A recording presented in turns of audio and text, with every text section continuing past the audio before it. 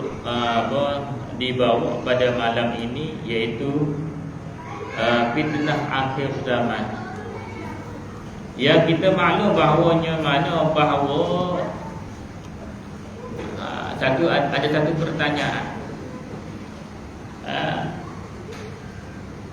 Bilakah pada satu ketika Sayyidina Umar radhiyallahu anhu dia bertemu dengan Sayyidina Huzaifah ni dia adalah satu orang sahabat yang merupakan penyimpan rahsia Nabi. Jadinya segala maklumat apa ni mengenai nama-nama orang munafik dan rahsia-rahsia Nabi memang disimpan ketat, sehingga tidak ada seorang pun yang tahu akan rahsia-rahsia itu melainkan dia Huzaifah dengan Nabi sallallahu alaihi wasallam. Tak ada orang yang kedua ketiga ni. Jadi setelah mana kewafatan Nabi sallallahu alaihi wasallam, setelah mana kewafatan Nabi sallallahu alaihi wasallam, di zamannya waktu ketika itu Sayyidina Umar dah jadi khalifah, mana dah meninggal lah Sayyidina Abu Bakar ni. Jadi Sayyidina Umar dia hantar satu utusan pergi jemput Sayyidina Abu Huzaifah datang menghadap diri dia. Maka Sayyidina Abu Huzaifah ni datang, Huzaifah Al-Yamani ni datang menghadap jumpa dengan dia. Dia kata, Sayyidina Umar ni kata bahawa sesungguhnya di zaman Rasulullah sallallahu alaihi wasallam ini, kamu ni memegang amanah menyimpan rahsia-rahsia. Memegang akan amanah menyimpan rahsia-rahsia. Maka sekarang ni dah tak ada dah Rasulullah, dah tak ada dah Sayyidina Abu Bakar. Apakah mungkin kamu beritahu kepada aku daripada rahsianya yang Rasulullah telah bagi pada kamu? Aku nak tahu, walaupun kata-kata pada adakah nama aku ni termasuk dalam kalangan orang munafik? Begitu keadaan sahabat Nabi SAW, walaupun sahabat yang besar, dia takut-takut pada diri dia ni. Takutnya apa? Keadaan dia ni juga tergolong dalam kalangan orang munafik. Maka kata Sayyidina Abu Huzaifah ni, dia kata sesungguhnya ini adalah rahsia Nabi dan aku tak boleh nak bagi tahu. Tak boleh nak bagi tahu siapa-siapa, aku kena pegang. Maka setelah mana beberapa kali Sayyidina Umar ni duk tuju-tuju dah, beberapa kali duk tanya-tanya, minta rayu ni, akhirnya jawab jugalah. Dia kata, adakah nama aku ni termasuk dalam golongan munafik juga? Maka kata Huzaifah, sesungguhnya nama kamu tak ada termasuk dalam golongan tersebut. Ini keadaan ketakutan. Kalau kita tak tahu tuan-tuan macam mana keadaan kita ni, boleh sangkakah kita di ahli syurga? Sedangkan sahabat yang begitu besar, yang mana telah menginfakkan separuh daripada harta dia untuk jalan Allah, berkata demikian, dibandingkan dengan saya, dengan kita semua ni yang tidak ada apa-apa. Ketakutan seorang yang dekat dengan hampir pada Allah Subhanahu Wa Taala. Lepas tu mana dalam kehidupan kita mesti ada khauf wa raja. Takut dengan harapnya. Harap ni apa? Harap dengan harapannya Allah Subhanahu Wa Taala memasukkan kita suatu hari nanti dalam syurga dengan rahmat dia. Bukan kadar dengan amalan kita, pahala kita, hak kita cari. Kalau hak tu belum tentu, tak tahu mana lagi. Tadi dalam solat tadi tak tahu berapa lama jadi khusyuk sebab budak-budak dia laut. Tak tahu macam mana keadaan kita. Sekedar ke mana orang yang segitu rupa Sayyidina Abu Bakar ni takut sangat ni. takutnya jika mana dia ni termasuk dalam list nama dia itu dalam golongan munafik tersebut. Sebab orang golongan munafik ni, dia Allah Ta'ala tempatkan dia neraka yang paling bawah sekali, hangus sekali. Maka pertanyaan kedua, Sayyidina Umar dia kata,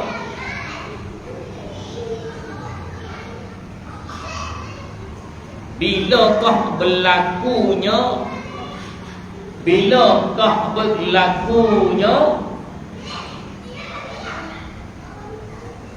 pintu fitnah yang pertama dalam Islam? Berlaku keadaan fitnah sesama orang Islam, sesama orang, keadaan masa ketika itu bila berlaku ni? Kalau keadaan mana, bila mana bermulanya tanda kiamat, kita tahu tanda kiamat bermulanya bila kelahiran Nabi Muhammad sallallahu alaihi wasallam. Itu bermula tanda kiamat. Tanda yang pertama, kelahiran Nabi sallallahu alaihi wasallam. Tapi keadaan bermulanya tanda pada fitnah, keadaan kucak-kacir dalam Islam ketika mana Sayyidina Umar ini memegang jawatan khalifah. Masa ketika itu pecah. Orang Islam ni dia ada keadaan tidak kuat pegangan. Sebab tu ramai orang Islam masuk kan.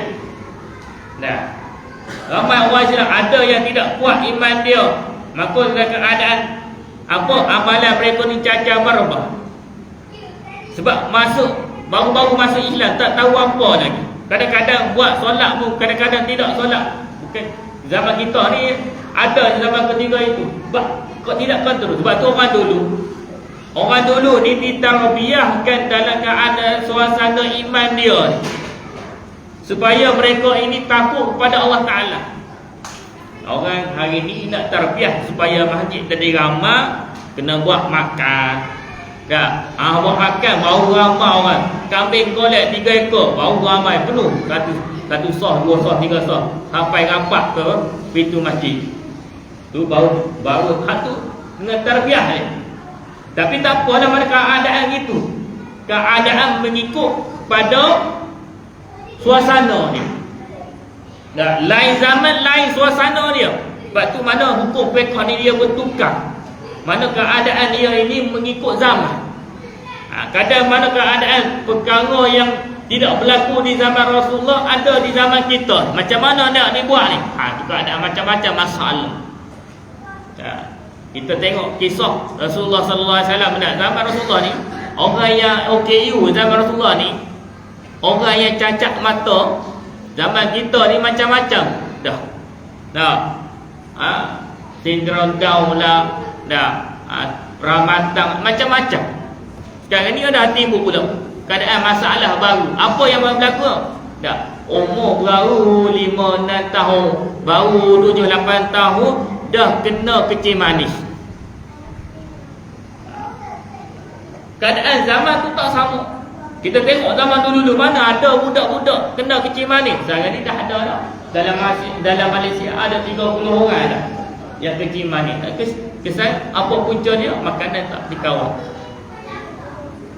Sekarang ni budak-budak ni duk makan makanan hak mana? Yang mana orang-orang kafir duk fikir macam mana nak rosakkan orang Islam. Hak tu budak-budak kita suka makan. Dia nak rosakkan mana kita ni. Itu salah satu fitnah ni. Jadi nak balik pada mana hak kisah daripada Sayyidina Umar ni tadi. Dia tanya balik kepada Sayyidina Abu Huzaifah. Dia tanya kepada Sayyidina Abu Huzaifah, ya Abu Huzaifah, macam manakah keadaan fitnah tadi ia keluar di zaman aku ni? Dengan keadaan macam mana? Sama ada ia dibuka macam orang buka pintu ke, ataupun mana orang tendang pintu sampai pecah.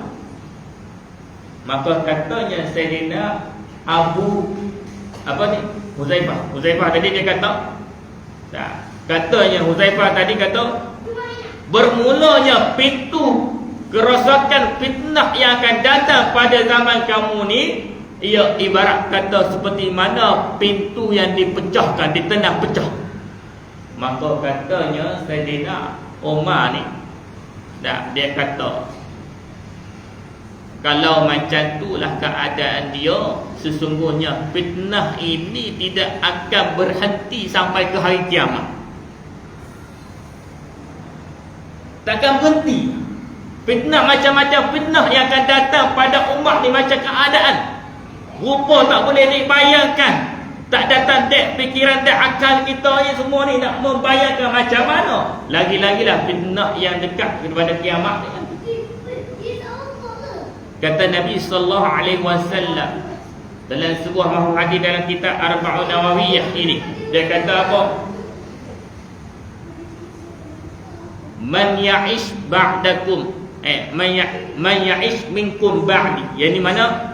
Siapa yang hidup, lebih kurang maknanya siapa yang hidup setelah mana kewafatan aku nanti. Fasaya ikhtilafan katsira. Mereka ni akan lihat bermacam-macam masalah, bermacam-macam fitnah yang melanda diri umat. Keadaan macam-macam lah. Pernah satu hadis Nabi SAW menyebutkan lebih kurang maknanya, pada satu ketika Rasulullah ni dalam keadaan nak hampir-hampir dah nak berangkat ke alam barzakh dah. Dalam keadaan nak wafat dan Nabi SAW Nabi nangis. Nangis punya menangis ni. Maka datang malaikat tengok keadaan sedih seorang Nabi kekasih Allah Ta'ala ni. Ditanya kenapa? Macam mana keadaan umat aku ni setelah mana kewafatan aku nanti? Nabi duk fikir. Dia nak meninggal dunia, Allah Ta'ala nak ambil nyawa dia ni. Duk fikir macam mana keadaan umat ni setelah ni. Dia fikir macam mana. Lalu Nabi SAW minta kepada Allah Ta'ala akan 3 permohonan doa. Yang pertama yang Nabi minta pada Allah Subhanahu Wa Ta'ala, janganlah mana umat aku ni. Siapa umat Nabi? Siapa umat Nabi tuan-tuan? Kita tak? Semua orang yang beriman tak beriman, semua. Yang beriman, yang tidak beriman, sama. Semua umat Nabi SAW. Sebab Nabi diutus kepada umat akhir zaman. Ni kita zaman akhir zaman. Setelah mana lahirnya Nabi itu, daripada mana manusia yang hidup itu umat akhir zaman. Jadi dalam keadaan demikian tadi, Nabi minta, ya Allah, jangankanlah mana, Nabi khusus kepada orang Islam. Ya Allah, jangankanlah kau biarkan mana daripada umatku ni, orang-orang yang beriman dengan Allah Ta'ala, mereka semua mati dalam keadaan kebuluran, kelaparan. Maka doa ini dikabulkan oleh Allah Subhanahu Wa Ta'ala. Kita tengok atas dunia ni, mana ada orang mati puasa, tak ada orang mati puasa. Kita ni nanti akan masuk dah bulan yang mana akan datang pada kita ni. Allahumma barik lana fi Rajab wa Syaban wa balighna Ramadan. Nabi ajar kita ni ucap banyak kali, baca banyak kali. Walaupun kita duduk seorang-seorang ni, supaya kita ni Allah rezekikan kita untuk sampai pada bulan yang mulia nanti. Itu doa yang pertama Nabi doa tu, lebih kurang maknanya. Doa yang kedua Nabi doakan apa? Jangankanlah umat aku ini dihancurkan oleh puak-puak kafir sehingga mana mereka binasa semua sekali. Kita tengok ya dalam peperangan yang berlaku dah dekat zaman Umayyah, zaman Abbasiyah, orang Islam diserang tapi tak dihancurkan semua. Tentera Islam lemah, dikalahkan tapi tidak dihancurkan semua. Sampai ke kita hari ni lah. Dah. Walaupun mana kata hak dulu kan, zaman lebih kurang tahun 60-an, 70-an dulu, dah orang Rohingya tu, orang Islam dekat selatan Myanmar tu, dibunuh oleh puak Sami Buddha, hak yang Sami Buddha tu lah. Tidak dimusnahkan semua sekali, walaupun dibunuh, disembelih ramai-ramai, sehingga ada yang lari dekat Filipina, ada lari kat negara kita sekarang ada kan. Tu. Tak binasa semua sekali. Sedangkan mana dulu zaman apa? Tak, zaman orang dulu ada Islam memerintah kerajaan Cina. Kerajaan Cina diperintah dulu ni oleh mana? Orang-orang Islam. Kerajaan Qing. Qing tu kerajaan orang Islam. Apa panggil? Wong Fei Hong tu Islam. Setelah mana berbuka keadaan menjadi dinasti, maka mana keadaan orang Islam tu dibunuh secara perlahan-perlahan, tapi tak hilang. Dekat India pun dulu, satu ketika dulu, India itu adalah tanah diperintah oleh orang Islam yang berpusat dekat Kerala. Tu satu buah benua Islam. Apa? Asal yang mana yang kita dengar kisah hadis kan, Raja India tu saat mana Nabi belah bulan, dia pergi jumpa dengan Nabi lalu beriman. Daripada situ beriman dia itu satu negara telah masuk Islam.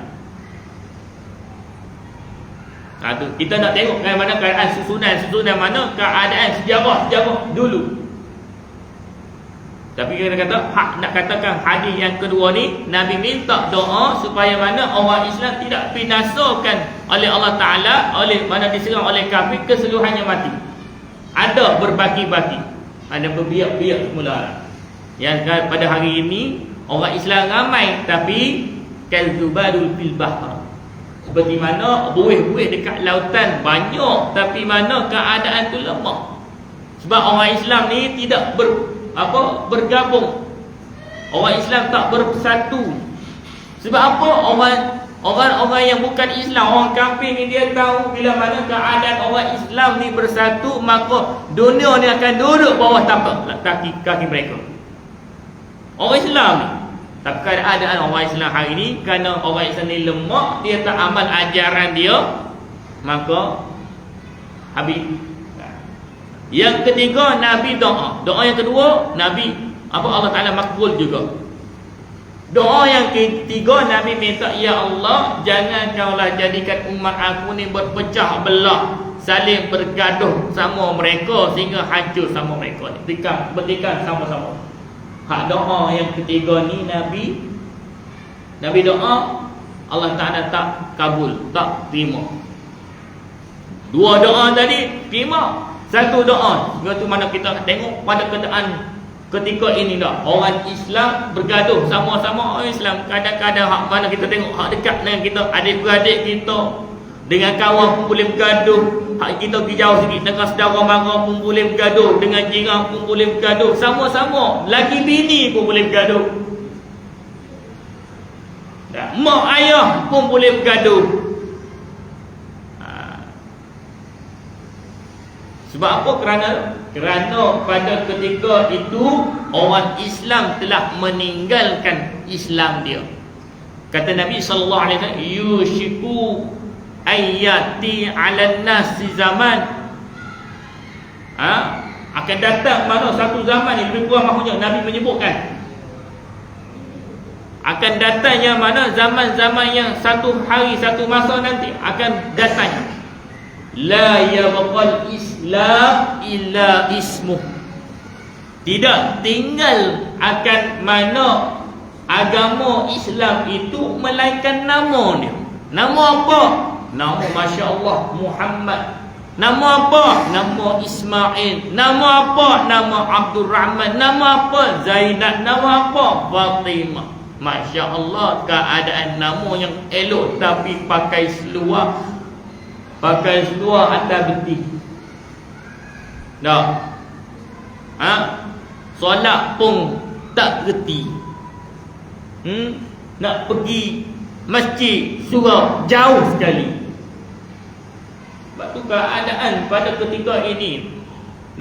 Pada keadaan ketika ini orang Islam ni, bila mana mereka meninggalkan agama mereka, habis. Orang Islam ni dia ibarat kata mana ulama buat perumpamaan seperti ikan duduk dalam air. Orang Islam duduk dalam air, ikan duduk dalam air. Ikan kalau dia pisah dengan habitat dia, asal kehidupan dia, maka dia akan mati.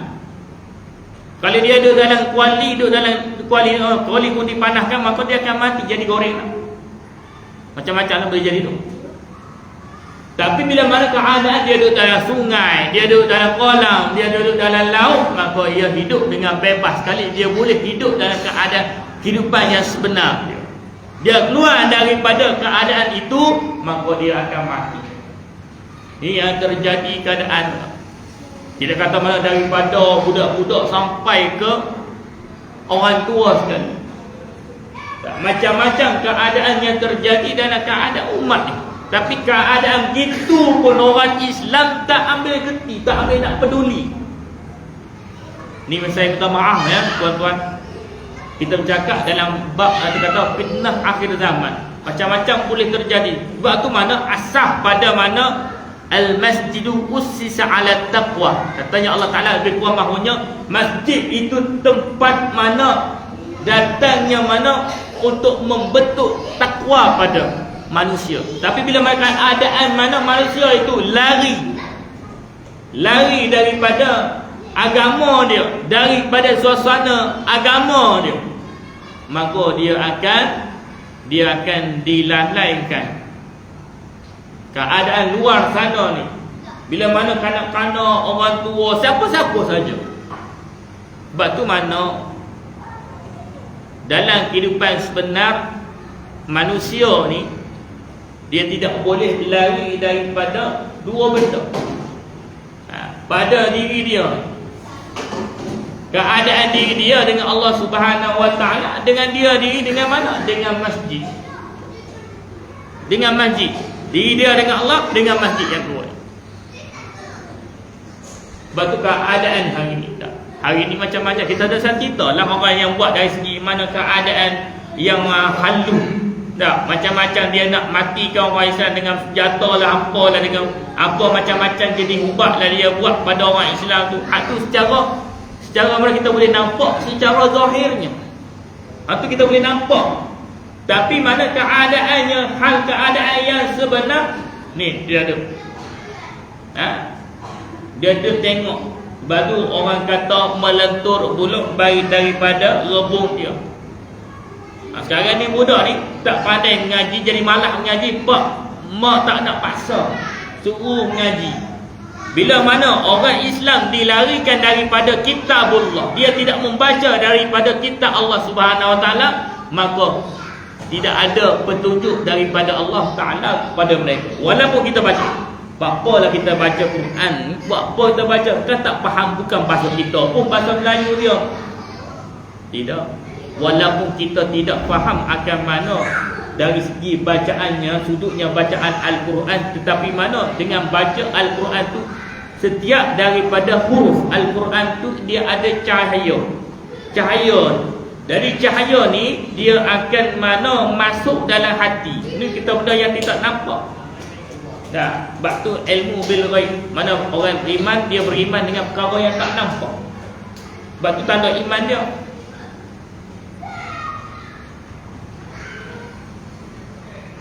Dua minit. Saya boleh lebih sikit boleh? Lepas tu azan, lepas tu sambung balik kau di sana. Biasa sini macam mana? Kalau nak sambung sikit kena azan dulu kan? Teruskan. Okey, baik. Keadaan. Jadi hak keadaan ni, yang mana keadaan yang pertama tadi mana? La yabqal islam illa ismu. Ni kita cari. Dia nak lemahkan orang Islam dengan mana? Meninggalkan orang Islam itu daripada amalan agama dia. Yang kedua mana? Yang kedua, ni dia kata. Okey.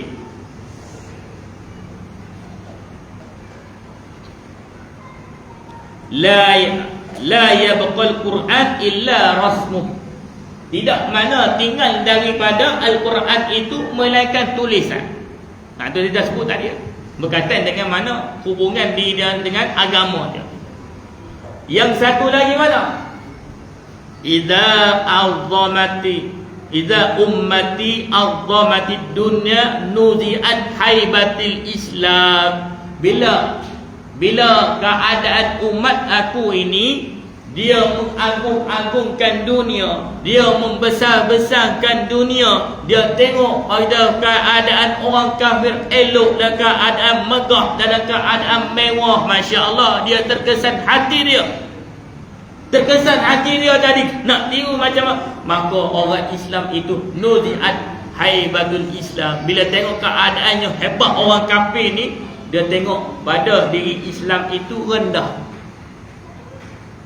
Dia tengok keadaan Islam tu rendah, maka mulalah hubbu dunia wa karahatul maut. Cinta pada dunia, takut mati pula. Batu mana? Kalau boleh nak hidup, hidup tak mati-mati. Kalau nak bekerja, tak ada cuti. Kalau boleh mana, nak pergi cari pekerjaan, nak dapatkan mana di dunia ni lebih daripada orang lain, lagi banyak kita, lagi kita suka. Orang Islam ni dia ada relax, tuan-tuan. Dia ada relax bukan kena kita ni kerah tenaga kita ni tiap masa. Sebab tu Allah Ta'ala kata dalam Al-Quran, wa ja'alna al-laila libasa wa ja'alna an-nahara ma'asha. Allah Ta'ala jadikan mana malam untuk kita duduk kat rumah, duduk rehat dah. Wa ja'alna an-nahar, siang ni untuk kita cari kerja. Fa idza qudiyatis shalah fantashiru fil ardh. Allah tak kata kita ni tak boleh cari dunia, tapi cari dunia ni berpada. Bukan kata kita ni gila harta cari dunia ni, tapi mana dalam waktu yang sama kita kena ingat, kita ini makhluk yang dijadikan oleh Allah Subhanahu Wa Taala. Ada tanggungjawab kita ni untuk disempurnakan, iaitu mana kita ni beribadat kepada Dia.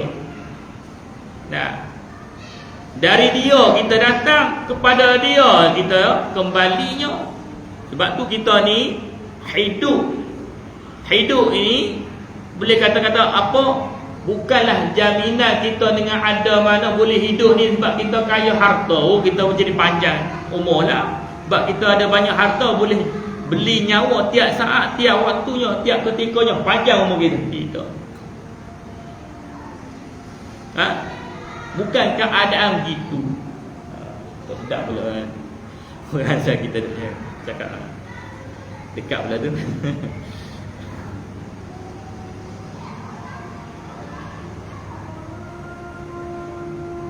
Azan dulu boleh ke? Azan dulu lah, mana kita nak.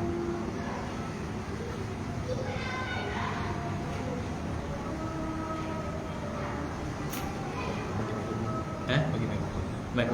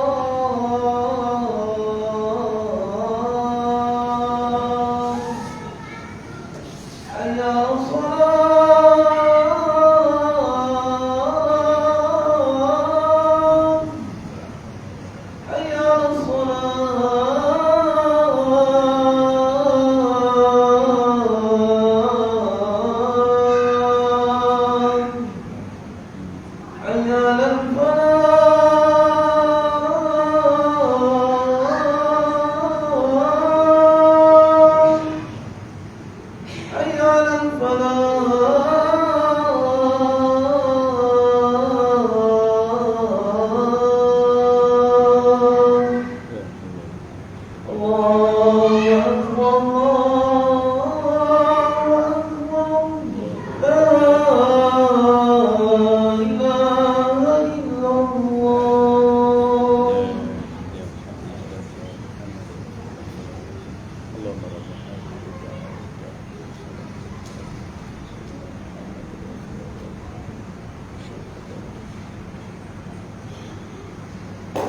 InsyaAllah kita sambung sikit lagi dengan tajuknya fitnah akhir zaman. Tuan-tuan yang dimuliakan Allah Subhanahu wa taala,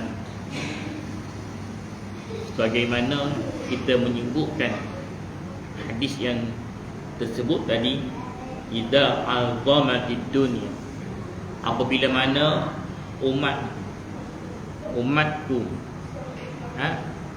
lebih kurang maksudnya Nabi sebut dalam keadaan tu azamatid dunya, mereka ini menggilakan dunia, gila dunia, mengagung-agungkan dunia, membesar-besarkan dunia.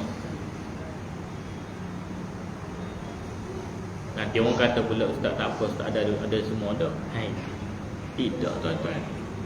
Ulama kata kita boleh memiliki dunia, tapi dunia ni letak pada tangan kita, jangan duduk dalam hati kita. Kaya pun kaya boleh, tak ada masalah, tapi janganlah sebab dengan dunia ni kita nak semayang pun tak khusyuk, duk teringat ke kereta kita hak kena curi tadi. Padahal dunia ni hak sementara. Nah, apa yang ada milik kita sementara kita hidup dan kita mati, milik waris pula. Tak ada orang tanam kereta dengan mayat dia, tak ada orang tanam dengan motor dia, dengan rumah dia, tinggal semua. Duk teringat sampai nak buat ibadat pun tak jadi, nak baca Quran pun tak jadi, nak zikir pun tak jadi. Sibuk dengan duduk dalam kebun dia, duduk dalam kedai dia. Itu fitnah ni. Fitnah yang berlaku pada diri umat. Jadi ada keadaan itu, hal keadaan tersebut orang Islam tak ada beza dengan orang bukan Islam. Orang bukan Islam keluar rumah, keluar pagi balik malam, kita pun sama macam tu juga. Orang Islam duduk zina, kita pun macam tu juga. Orang Islam duduk minum arak, cari ketenangan dengan minum arak, dengan duduk rogo wanita, dengan buat perkara yang sia-sia, kita pun gitu juga. Orang bukan Islam tak sembah apa-apa, kita pun tak sembah Allah. Dulu ada jugalah mula kecil-kecil dulu duk belajar dekat sekolah tadika, ada jugalah belajar mengaji, ada jugalah duk belajar tentang ilmu agama. Bila dah besar, dah nampak dunia, besar kepala, lupa pada Allah Subhanahu wa taala. Lupa pada Allah Subhanahu wa taala. Orang panggil mana hidup dalam keadaan dia ni zuhud. Duduk dalam keadaan ni zuhud. Apa zuhud ni? Hati tak ada cinta pada dunia. Walaupun dunia ni ada segunung besarnya emas di depan mata, tapi hati tak ada. Pernah satu ketika ada satu orang syekh ni, ada orang masuk dalam kedai dia nak beli semua permata, dia jual cincin. Orang jual cincin. Ada satu orang ni masuk dekat waktunya, dekatnya orang dah azan dah. Orang dah azan dah. Mari masuk, saya nak beli ni semua cincin ni. Dah ada dia tutup. Maka orang tanya dia, kenapa tutup, kenapa tak jual kepada dia ni, orang nak beli ni. Nah, dia bahkan kata nak beli banyak ni, semua ni. Dia kata kalau datang yang sedang-sedang waktu azan ni, tak lain tak bukan dah, syaitan dia datang. Syaitan dia datang. Dia kata waktu apa? Waktu orang azan lah ramai duduk kedai makan. Tu. Tak, waktu orang azan lah. Hak nega biasa tahu lah. Tak. Ramai pula. Syaitan tu duduk jojok. Pergi beli. Sebab nak lalaikan orang yang jaga solat itu daripada menunaikan ibadat kepada Allah Ta'ala. Macam tadi budak. Tak. Macam masa waktu solat tadi, riuh dia. Tak. Waktu habis solat, senyap pula. Mau je betul pergi. Bukan nak kata salah pada dia, syaitan duk tujuk dia. Sebab tu kata ulama, bila kita duduk dalam majlis ilmu ni, syaitan akan buat 3 perkara. Apa? Dia akan bawa gincu. Buat gincu. Untuk apa buat gincu? Ni untuk cakap sama-sama kawan. Ustaz tu ngajar depan tu duduk cari yang kita duduk cakap dengan kawan kita tak tahu apa dah. Balik apa ustaz cakap tak tahu apa. Tu. Lepas tu apa? Lepas tu dia bawa celak mata. Buat apa? Celak mata ni nak suruh ngantuk. Dengar ilmu ni suruh ngantuk. Dengar tak masuk tak apa-apa, tak apa dah. Baru-baru tadi orang ada komat dah. Yang ketiga dia bawa tongkat. Ada curi-curi. Mata tak senang duduk. Lepas tu pergi luar. Duduk luar. Dah, tak boleh duduk lalang lama-lama. Mula ada kebah-kebah kaki, kebah-kebah gelisah. Nak duduk luar lalu dah. Tak nak dengar ni ilmu. Supaya apa? Ilmu ni apa? Syaitan tahu dah. Sebab bila mana manusia ni ada ilmu, dia boleh elakkan fitnah yang akan datang pada dia. Dia boleh tahu ni. Macam ada budak-budak tadi, tu bising anak. Dia tahu dah ni. Ni. Imam pun tak khusyuk, makmum pun tak khusyuk, semua semayang semua ke laut khusyuknya. Dia tahu dah. Ni saya nak tegur sikit lah, minta maaf lah. Ada teman-teman terasa bila kita nak bawa anak-anak ni datang solat dengan kita, pastikan kita ni duduk bersama dengan dia. Kalau jenis anak yang nakal, kalau jenis anak insya-Allah yang senyap, tak apalah, duduklah, tak apa dia tempat belakang ke. Tapi yang jenis kita tahu anak kita kan, yang jenis buah-buah sikit, kita duduk sebelah dia. Duduk sebelah dia dengan apa? Dengan kita duduk sebelah dia tu, dia tak pergi cari kawan-kawan dia lain untuk main dengan kawan-kawan dia. Gitu. Bukan kata nak larang, tak payah larang. Sebab kita nak terbiar budak, nak ajak kenal Islam ini dari pikap akal umbi dia. Orang kata meletup bulu daripada rebung dia. Jangan cari batang bulu. Ada batang bulu tu bukan kata tak boleh nak rawat. Yang kata yang pula baci-baci hak tua pula. Saya ni tak boleh nak belajar agama ke pula. Bukan kata begitu. Tapi mana hak peringkat hak lembut lagi. Mana dia kata dengan kata lembut, maka dia senang faham. Budak-budak kadang-kadang kita nasihat dengan marah, dia lama-lama tak mari lah. Lepas dia tak mari tu 60, umur 60 baru mari pula. Umur 60 baru apa? Sebab dia marah. Sebab tu kata Nabi sallallahu alaihi wasallam, ud'u sabili li rabbika bil hikmah. Tegur orang, ajak orang dengan hikmah. Budak-budak kadang-kadang kita boleh nasihat, kumpulkan mereka dan beri penerangan nasihat dengan kesesuaian keadaan mereka. Janganlah kita ni beritahu ni kita pasal macam astronomi, tak tercapai akal budak. Sebab dia IQ dia macam tu. Budak-budak macam tu lah. Keadaan dia suka main-main begitu keadaan. Kita kata, kita larang, jangan ni, lagi dia buat. Maka kata-kata kita kalau kita rasa dia anak kita jenis buah-buah sikit, kita duduk solat, duduk samping kita. Duduk samping kita, duduk sebelah kita. Lepas tu Nabi sallallahu alaihi wasallam dia anjurkan bagi anak ni khitan awal-awal. Jangan kata umur 11 tahun, 12 tahun, kata satu baru nak kata. Janganlah, sebab kita kata awal-awal anak ni supaya kita ni nak letak pada sah pertama ke sah kedua ke mana tidak memberati. Dan mereka kata tak apa, dah ada masalah. Bagi kalau anak kita ni tidak khatam lagi, nak letak depan-depan tak kena lah. Sebab apa? Takutnya menanggung akan najis dia. Pulut dia kan najis kan, menanggung dengan tak najis ni tadi akan boleh menyebabkan mana solat tu tak sah. Maka kena tahulah tentang mana hal hukum hakam fiqh dia tu bagaimana. Ada jenis bawa anak yang kecil-kecil nak dukung sekali. Nak dukung pun ada masalah fiqh dia juga. Kalau kita tahu mana anak tadi duduk dalam keadaan kencing dengan pempah dia, maka tak boleh menanggung. Kalau kita dah daripada rumah dengan pempah dia tu baru ditukar dah, kita yakin tak ada. Kalau masa kita dukungan dia tu dah tak boleh, tak nak bagi dia ni nak buah, kita dukung dia dalam solat. Lepas tu kita bawa daripada rumah keadaan baru tukar pempah, ataupun pempah tu masih baru, masa ketika dalam solat dia dapati tengok balik rumah kencing, tak ada masalah. Tapi yang mana ni dah tahu dah ni, dan dia sendiri pun perasan anak dia kandung tadi ada, maka kena segera batalkan. Tak boleh menanggung. Begitulah keadaannya.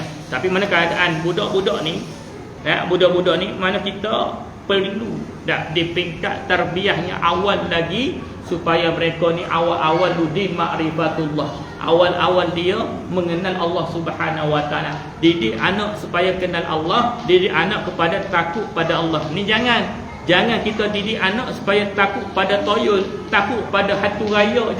Jangan takut selain daripada Allah, takut kepada Allah. Barulah anak kita insya-Allah jadi anak yang soleh dan solehah. Allah a'lam. Setakat itu saja daripada saya malam ni. Dengan moga-moga kehadiran saya pertama kali ini. Sebelum mana saya mengundurkan diri, saya ingin berpantun. Kalau ada kalau ada sumur di padang, boleh kita menumpang mandi. Kalau ada umur yang panjang, insya-Allah jemputlah saya lagi. Wallahi taufiq wal hidayah. Wassalamualaikum warahmatullahi wabarakatuh. Kita tutup majlis ini dengan tasbih kafarah dan suratul Asr. Allah bihamdihi.